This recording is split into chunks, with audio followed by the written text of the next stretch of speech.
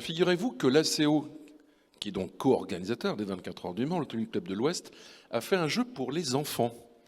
Voilà, c'est ce petit jeu qu'on voit ici. Il y a la photo qui est sur l'écran et ça, c'est le jeu en vrai. Voilà, ça s'appelle donc Plus vite, plus loin, plus vert. Et donc, pour vous dire en quelques mots de quoi il s'agit, ben c'est un jeu avec des questions. Alors, il y a des petits jetons, hein, donc on déplace les jetons en fait, et puis on tire des cartes. Enfin voilà, il y a des questions de différents niveaux pour tester les connaissances sur l'hydrogène, donc niveau amateur ou expert. Et en parallèle, des animations avec des voitures en kit hydrogène sont également proposées. Et puis il y a un échange sur la mobilité, les progrès apportés par la compétition automobile, bien sûr, et les applications sur la série, hein, bien sûr, pour l'automobile. Bref, c'est une façon de valoriser quelque part cette région du Mans, et puis de parler de l'hydrogène de façon simple, parce qu'il faut vulgariser, il faut parler autour de soi de l'hydrogène, et surtout, j'ai envie de dire, dédramatiser, parce qu'il y a encore beaucoup d'idées reçues sur ce vecteur d'énergie. En un mot, vous tous, là, vous regardez la boîte comme si c'était un truc magique. Tiens, je vais la faire circuler. Tiens, vous avez le droit de l'ouvrir si vous voulez. Vous en pensez quoi, blague à part? On commence avec vous, Fabienne. On se demande déjà si on saurait répondre aux questions. Tiens, je vais prendre les cartes, on fera un jeu tout à l'heure. Non, c'est la petite angoisse. Non, c'est une bonne idée. C'est une bonne idée parce que c'est une bonne façon justement d'aborder ces questions-là avec un public plus jeune. De façon générale, c'est intéressant d'en parler avec un public plus jeune. On les forme de plus en plus à toutes les problématiques environnementales, au risque même de les inquiéter beaucoup. Et on leur parle finalement peut-être moins des solutions. L'hydrogène fait partie de ces solutions. Et donc, je trouve que c'est intéressant, même si c'est difficile. Hein, c'est de la chimie, l'hydrogène. Il faut déjà, voilà, quand on est scolaire, on ne sait peut-être pas encore bien de quoi il s'agit. Je trouve que c'est intéressant qu'on puisse leur montrer que oui, il y a des problématiques, mais qu'on travaille aussi sur des solutions et qu'il y aura des solutions d'une façon un peu ludique. Là, on commence très jeune, hein, c'est au niveau des écoles. Mais est-ce que vous sentez, enfin, c'est une question pour vous, mais pour les autres, est-ce que vous sentez chez les jeunes un attrait pour tout ce qui est métier relevant de l'environnement, enfin, qui permettent en gros de sauver la planète?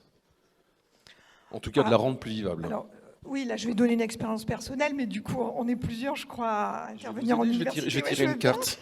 Je vais tirer une carte, vous allez voir. Non. Oui, moi, c'est très net. Depuis, je dirais, 4 ou 5 ans, là, les 4 ou 5 dernières années, on a vraiment une demande des étudiants de s'investir, de donner du sens. Je crois qu'on l'entend, hein, même au niveau des très grandes écoles. Nous, on est plutôt à l'université, on l'entend à tous les niveaux. Des jeunes qui veulent maintenant travailler, donner du sens à leurs futurs travaux. Moi, je suis chimiste. C'est de plus en plus difficile de vendre une chimie qui ne serait pas verte. Et on sent bien que les étudiants veulent encore étudier les sciences, veulent étudier la chimie, mais il faut qu'on leur montre que cette chimie va participer à des actions, va aider en tout cas la planète et le climat en général. Donc oui, il y a vraiment une appétence, une demande. Ludivine vient de lire en un clin d'œil les règles du jeu, donc elle va peut-être tirer une carte tout à l'heure. Non, je rigole, hein, mais prenez le temps de lire et puis on essaiera de voir dans les questions si ça fonctionne bien. On va peut-être commencer par un exposé sur les métiers parce que c'est important de voir où on en est aujourd'hui. Et Yann-Éric Sterlander, donc, qui représente France Hydrogène. Alors, France Hydrogène a fait un référentiel sur les compétences métiers, ça fait déjà un petit moment. Avril 2021, oui, ça fait un peu plus d'un an. Et on en est finalement à cette seconde phase qui va arriver. Alors peut-être d'abord, on va afficher les slides parce que c'est important de montrer effectivement quels sont les métiers qui sont en tension. Alors voilà. Oui. Alors effectivement, donc en avril de l'année dernière, donc on a défini un référentiel sur la base d'interviews avec les industriels de la filière pour identifier les métiers dont la filière a besoin. Ça a permis de définir 84 métiers. Sur ces 4 métiers, les échanges ont aussi permis, malheureusement, de voir que sur ces 84, 17 sont déjà en tension. Et à vrai dire, en fait, c'est bien plus que 17 parce qu'entre-temps, il y a eu aussi Pôle emploi qui a fait une étude plus approfondie et ils sont arrivés à la conclusion qu'en fait, c'est plutôt 73 parmi ces 84 métiers qui sont déjà sous tension parce que c'est des métiers dont pas seulement la filière hydrogène a besoin. Hein. Vous voyez la liste, que ce soit soudeur, ingénieur mécatronique, technicien en électricité. Enfin, c'est des métiers qui sont déjà en manque dans l'industrie en général. Donc voilà, c'est vraiment l'un des enjeux avec ces travaux, c'est d'identifier les métiers, de vraiment faire en sorte qu'il y ait l'offre de formation qui se mette en face.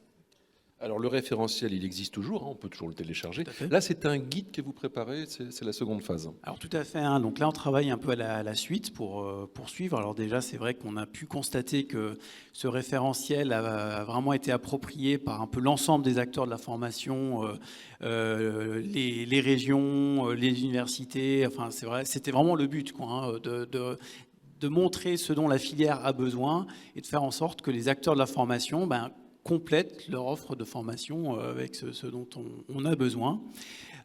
Pour les IED, donc là on est sur une nouvelle phase avec un guide méthodologique qu'on va présenter aux Journées hydrogène dans les territoires à Rouen début juillet. Donc l'objectif c'est alors pour l'instant on n'a pas fait les 84 métiers, on est sur 67 des 84, puis je pense qu'on complétera au fur et à mesure avec donc une fiche par métier pour indiquer vraiment quelles sont les compétences requises. Et en fait on a distingué les métiers, donc vous voyez il y en a 15 pour lesquels finalement c'est des métiers dont la filière a besoin, mais il n'y aura pas besoin de formation vraiment spécifique, éventuellement une certaine acculturation à l'hydrogène, mais pas vraiment besoin de modules de formation sur l'hydrogène.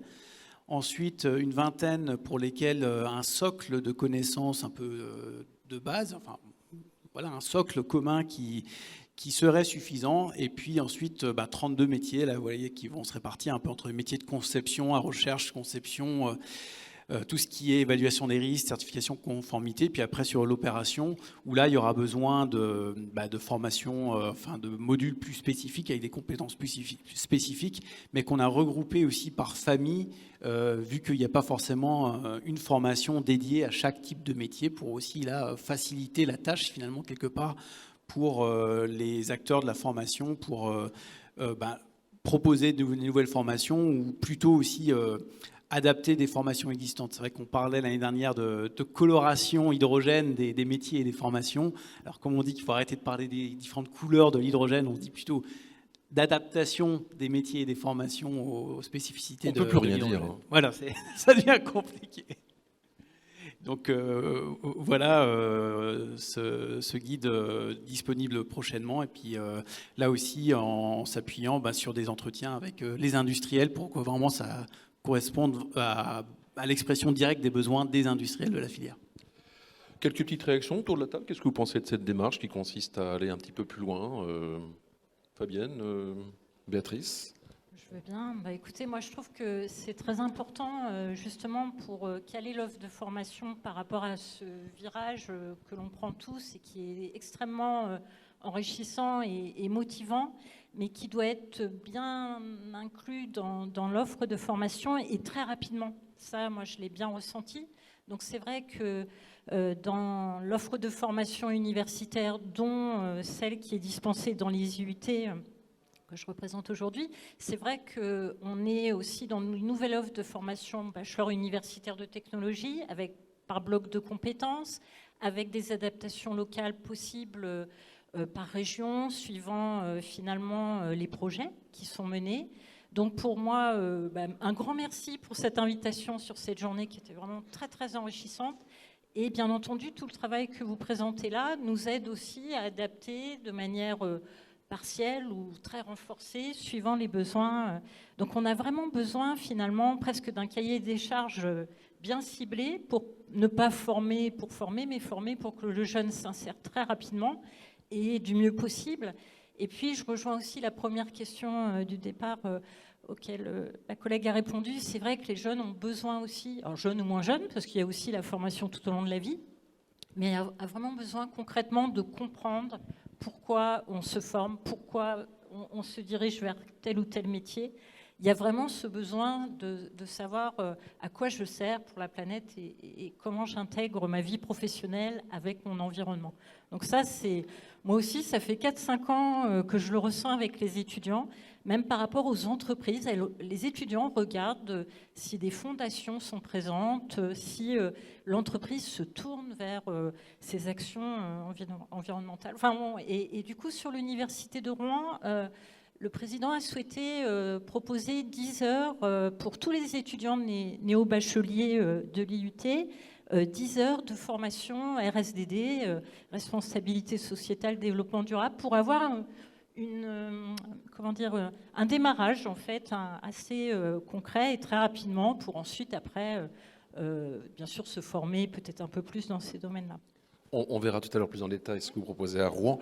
Je propose qu'on continue dans les métiers avec Ludivine Josselin. Donc vous avez rejoint, ça a été créé récemment, donc ce fameux campus automobilité. Vous êtes basé au Mans, hein, c'est un institut régional. Ces campus des métiers, ça sert à quoi, pour qu'on comprenne bien en fait la finalité? Oui.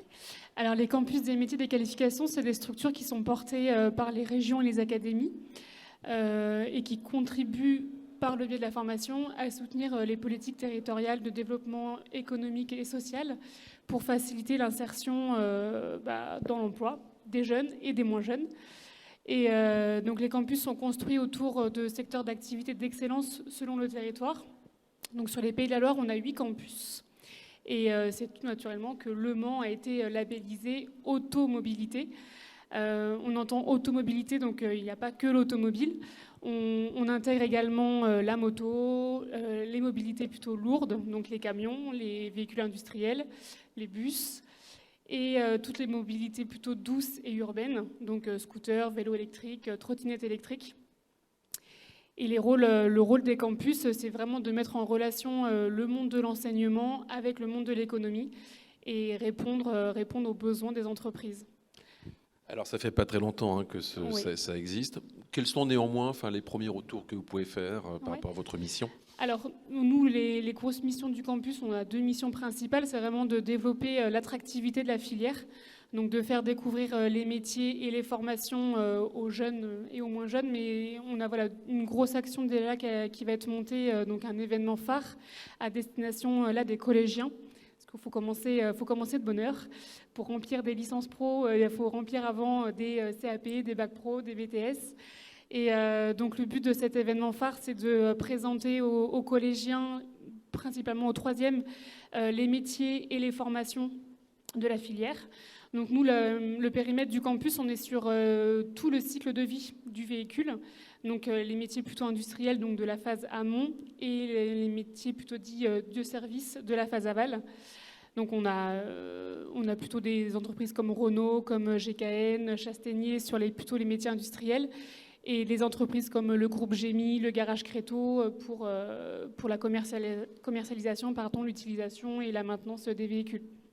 Bon, et quand vous parlez hydrogène, ils vous regardent avec des gros yeux, non? Ils se demandent de quoi il s'agit? Alors, pour l'instant, on l'a... Vous venez avec le jeu, ça va les détendre. Hein. C'est pour ça que c'est très intéressant. Je pense que pour les collégiens, alors j'imagine que la CO ont déjà un parcours de communication au niveau des collèges, mais pour ces jeunes, justement, il faut rendre ça plus ludique.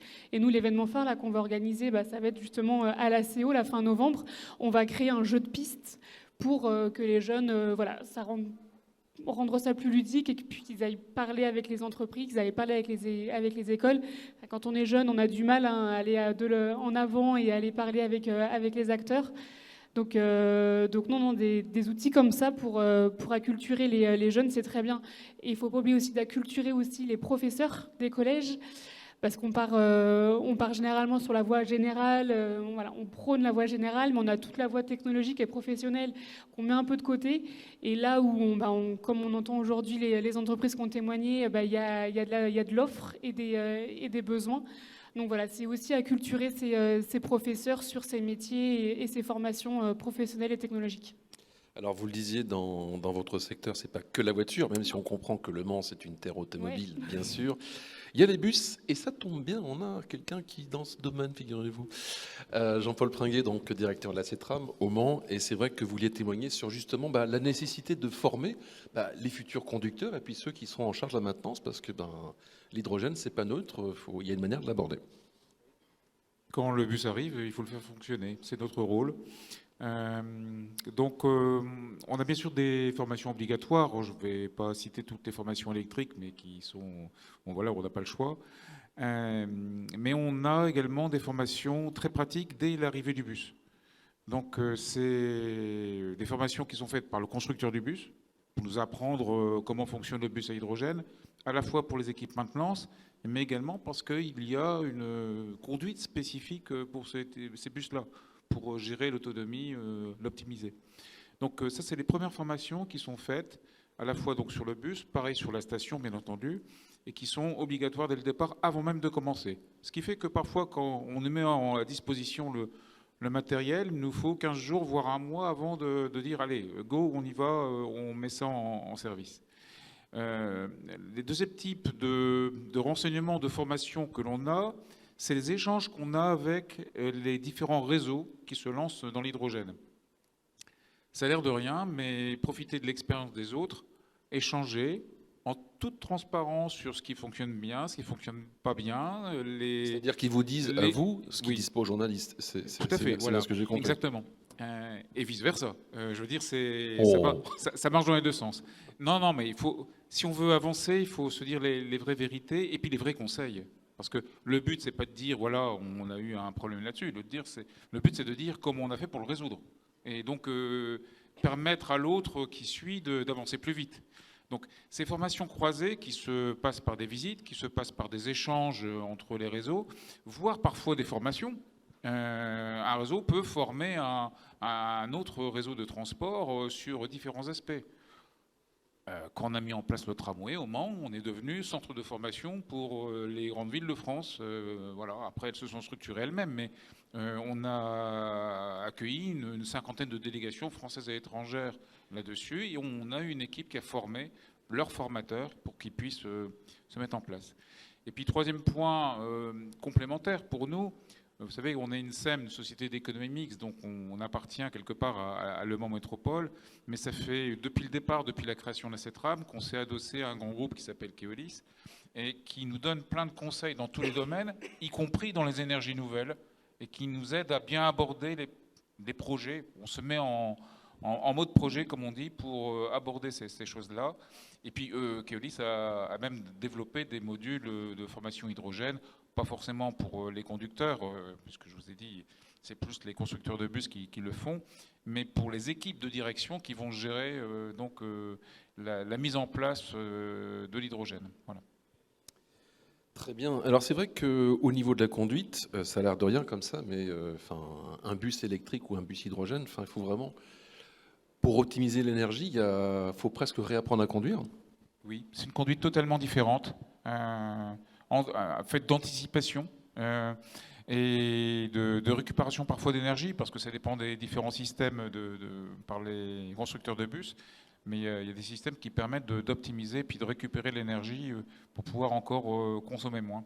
Donc oui, il y a une conduite, une éco-conduite en fait à faire pour optimiser les choses. Si vous cherchez un intervenant... Oui, je pense qu'on doit se revoir dans quelques jours là, sur un projet avec Le Mans Métropole, donc je pense qu'il y a des choses à faire. Bon, on a fait un petit tour d'horizon des métiers, des quelques secteurs. On va parler maintenant des formations. On va commencer avec vous, Fabienne, parce qu'en fait, il y a déjà de l'existant, et puis il y a ce qui va arriver prochainement. Il y a une licence moteur. On a beaucoup parlé de moteur à combustion, et là, pour le coup, ça fait partie des choses qui vont être inscrites dans cette formation, j'imagine. Oui, comme vous le disiez, Le Mans, terre de moteurs, de motorisation. Donc, on avait la chance d'avoir déjà en fait, il y a 2 licences, 2 parcours sur les moteurs de compétition, véhicules de compétition, et une qui s'appelle plus moteur et environnement, qui est donc portée par l'Université du Mans. Vous imaginez bien qu'une licence moteur et environnement, il faut qu'elle évolue en ce moment, et voilà, former des jeunes pour les prochaines années. Il y a Mans d'environnement, donc oui, ça peut Oui. Il y avait aussi, voilà, moteur du futur. Donc c'est notamment une filière sur laquelle, évidemment, il y a une composante hydrogène qui est en train d'arriver, qui est très forte. Les collègues viennent d'investir d'ailleurs dans des bancs. Alors un banc électrique, parce que voilà, le véhicule est électrique aussi. Et puis le véhicule, enfin hydrogène, de toute façon le véhicule hydrogène est aussi avant tout un véhicule électrique. Donc il y a vraiment toute cette formation, elle est en train effectivement de se muscler autour de ces nouveaux vecteurs énergétiques. Et on est en train de travailler parallèlement à ça sur de l'offre de formation qui soit aussi plus axée sur les systèmes industriels qui sont en train de naître, la maintenance. On voit bien qu'il va y avoir des métiers sous tension, Yann-Éric l'a dit, notamment autour de l'électronique, de la maintenance, de la sécurité. Donc là, on est aussi en train de travailler pour élaborer quelque chose qui soit plus en lien avec les industriels du secteur qui sont notamment sur le territoire. Et on a aussi, nous, coloré. Donc ça, c'est vraiment des formations dédiées, mais on a aussi coloré un peu, comme tu le disais, certains de nos parcours. On essaie de parler aussi maintenant d'hydrogène, de nouvelles énergies, je serais même un petit peu plus large que l'hydrogène, dans bon nombre de nos formations. Le nouveau but nous propose d'élargir, enfin de faire une 3e année un peu spécialisée. Nous, par exemple, on va avoir un nouveau parcours qui va s'appeler mesure et analyse environnementale, dans laquelle il va y avoir tout un volet énergétique, nouvelles énergies, dont l'hydrogène va être une composante. Donc ça, ce n'est pas des nouvelles formations à proprement parler, mais c'est des formations que l'on retravaille pour permettre aux jeunes qui y sont formés actuellement de pouvoir s'intégrer sur ces nouveaux métiers, sur ces nouvelles compétences. Donc, en résumé, licence moteur, puis il y a licence pro pour septembre 2023. On espère, on y travaille en tout cas. Voilà, on va voir, on attend aussi de voir comment ça va se structurer. On est en train aussi de discuter avec les professionnels. Je crois que c'est vraiment important. On change un petit peu notre façon de travailler aussi à l'université. Hein. On va plus vers les professionnels. Donc, des fois, ça peut prendre un tout petit peu plus de temps, mais c'est important, je pense. Donc, on espère pour 2023. Bon, on est resté pas mal au Mans et dans les Pays de la Loire. On va aller en Normandie. Et en plus, à Rouen, il s'en passe des choses également. Alors, on l'a dit, il y a les journées hydrogène, donc c'est au mois de juillet. Moi, en plus, je connais bien cette zone du Madrier où vous êtes. Alors là, j'ai animé quelques symposiums à l'époque pour la SIA, effectivement. Alors, c'est vrai qu'il y a quand même pas mal de labos, il y a des équipementiers, des constructeurs. C'est une belle vallée de moteurs aussi, hein, là-bas. Oui, oui, tout à fait. Et l'endroit où va se passer les journées hydrogène en Normandie sont justement dans la zone où il y a tous les laboratoires qui travaillent justement sur ces aspects hydrogène, le CERTAM, le CORIA, FEV, etc. Donc, en effet, et j'ai vu que beaucoup d'intervenants d'aujourd'hui sont au rendez-vous du programme sur la Normandie et en particulier sur Rouen. Donc en effet, beaucoup de travail. Un virage aussi qui a été pris, par exemple, dans le laboratoire où je travaille en recherche, au Coria, on était beaucoup moteur à combustion interne, diesel, essence. Et là, le virage a été pris de manière assez rapide parce qu'il faut suivre la cadence. Et c'est vrai que en effet, c'est une région qui, comme la vôtre, enfin comme celle des intervenants ici, est très moteur sur ces aspects-là. Très bien. Alors peut-être, je suis en train d'essayer de lire les questions, mais je vais le faire tout à l'heure. J'aime bien qu'il me sorte quelques cartes. Donc vous occupez des IUT, et donc justement, il y a des nouvelles formations qui arrivent chez vous. Oui, donc comme l'a exprimé tout à l'heure la collègue, c'est vrai qu'on met en place le bachelor universitaire de technologie. La première année a débuté en septembre 2021. Les programmes des 2e et 3e années sont tombés là en avril 2022. Et c'est vrai que pour nous, suivre clairement, comme vous l'avez présenté, les besoins sur le territoire des métiers émergents, je dirais, sont très importants parce qu'on a 70% de programmes nationaux et 30% d'adaptation locale possible avec l'accord de nos universités, bien entendu. Mais donc pour nous, on a une agilité par rapport au programme de nos formations. On est aussi très impliqué avec le monde socio-économique. On doit inclure 30% de professionnels dans nos formations. Ça veut dire qu'ils interviennent vraiment auprès de nos jeunes. Donc, en effet, le virage aussi, cette nouvelle offre de formation et le réseau des IUT. Alors, je tiens aussi à signaler, il y a une agilité, mais il y a aussi un maillage territorial qui est extrêmement riche. extrêmement important et qui, dans des sujets comme celui qui nous porte aujourd'hui, est un vrai atout. Donc ça aussi, vraiment, et puis par bloc de compétences, comme je l'exprimais tout à l'heure. Donc il y a vraiment des leviers assez, je dirais pas faciles à programmer, mais une agilité qui peut répondre aux demandes. Et quand je vois le travail qu'ont fait les collègues sur les métiers, la cartographie, bah voilà, après à nous de... Alors le territoire des IUT, je dirais qu'il est national, hein. C'est vrai que là je représente... les Normandie IUT, mais je travaille avec les collègues, je connais les collègues du Mans, et je pense qu'il faut arriver à tisser, à répondre aux demandes et à emmener les jeunes avec nous, parce que on en parlait tout au début, il faut les sensibiliser, et là le campus des métiers et des qualifications est extrêmement important, parce qu'il faut leur faire prendre conscience que c'est important de suivre ces formations. Après, on parle plutôt production, mais j'avoue que moi, en tertiaire aussi, on leur donne aussi des notions sur le développement durable, la responsabilité sociétale, parce qu'en tant que technico-commerciaux, ils doivent aussi avoir ce savoir, en fait, qu'est-ce qu'attend le tout public, le grand public, et comment faire pour faire évoluer aussi les consciences par rapport à l'environnement. Et ça, c'est un vrai enjeu. Alors, il y a les IUT au niveau régional, où là, dans le cadre d'une association, finalement, vous échangez entre vous. Oui, c'est ça. On a des ARIUT, ce qu'on appelle des associations régionales des IUT, qui sont présidées. Donc, personnellement, moi, j'ai été élue présidente il y a quelques mois pour les Normandie IUT. Donc, ça veut dire que, par exemple, aujourd'hui, les collègues sont informés que je suis à vos côtés. Et après, on a une réunion qui est programmée dans une quinzaine de jours. Et on va, bien sûr, échanger sur ce qu'on ressent comme besoin les uns les autres. On a aussi le nucléaire, qui est un projet aussi... assez porteur sur la Normandie et peut-être aussi peut-être moins dans la région Val-de-Loire. Mais voilà, on a en fait des focus où on est interpellé et où il est important de répondre. Et puis, on travaille en équipe.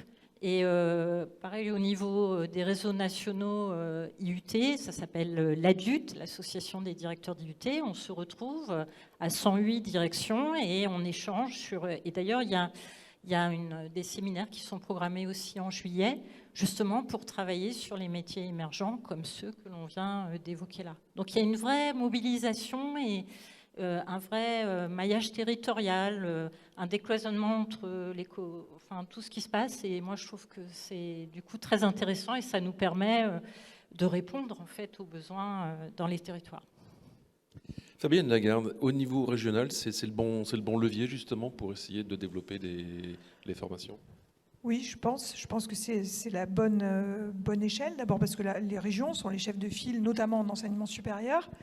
Et puis parce que c'est finalement des territoires où on connaît assez bien les bassins d'emploi, en fait. Donc c'est plus facile de faire le lien comme ça entre effectivement la formation et l'économie locale, finalement. On a besoin de structuration nationale, et là, France Hydrogène nous aide beaucoup là, avec le travail qui est fait sur les compétences. Et c'est vrai qu'après, je pense que le décliner en région, ça me paraît être la bonne échelle, même si sur certains métiers peut-être encore plus proches du terrain, je pense notamment à tout ce qui est mécanique, on a même peut-être besoin de travailler à des niveaux peut-être encore en dessous, niveaux départementaux. Des fois, c'est même la bonne échelle. Donc en fait, ça dépend aussi des métiers, ça dépend aussi des territoires, je pense. Mais oui, entre la région me paraît être la bonne échelle. Très bien. Yann-Éric Starlander, on a parlé donc de la filière hydrogène, de ce référentiel. Il y a aussi une autre filière qui est celle du gaz, finalement, qui cherche également à devenir plus attractive. Et on vous a piqué un micro, c'est ça?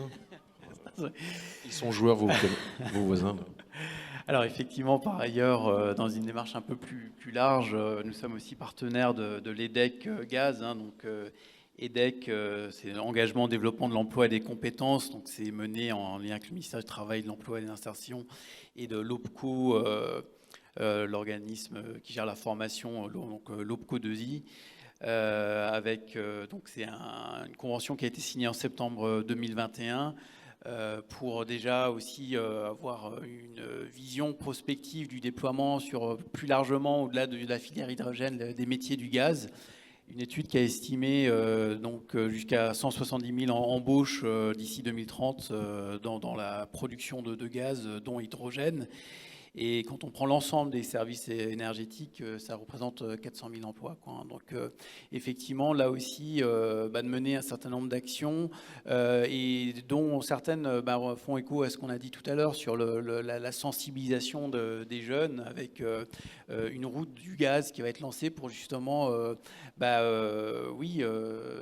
présenter sous un jour peut-être plus attrayant et faire connaître en tout cas ces métiers-là aux jeunes, avec aussi une plateforme justement qui met l'accent sur le côté transition énergétique, RSE, qui effectivement intéresse, mais là où l'industrie, les métiers industriels pâtissent sans doute encore d'une image un peu vieillotte et qu'il faut moderniser. Mais bon, c'est vrai que là-dessus, a priori, l'hydrogène a vraiment tous les atouts. On est vraiment sur la haute technologie qui sert la transition écologique. Donc, ça ne devrait que pouvoir intéresser.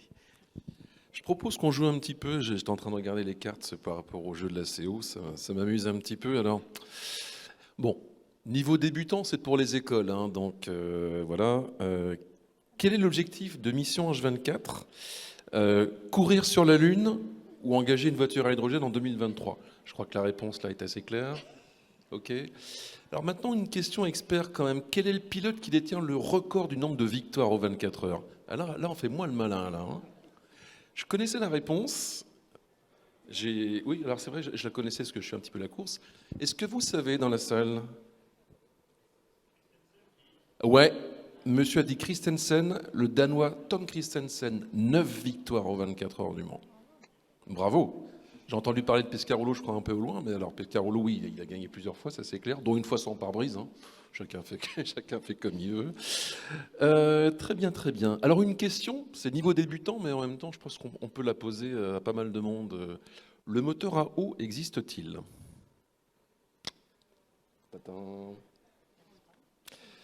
Alors, je vais vous dire ce qui est marqué.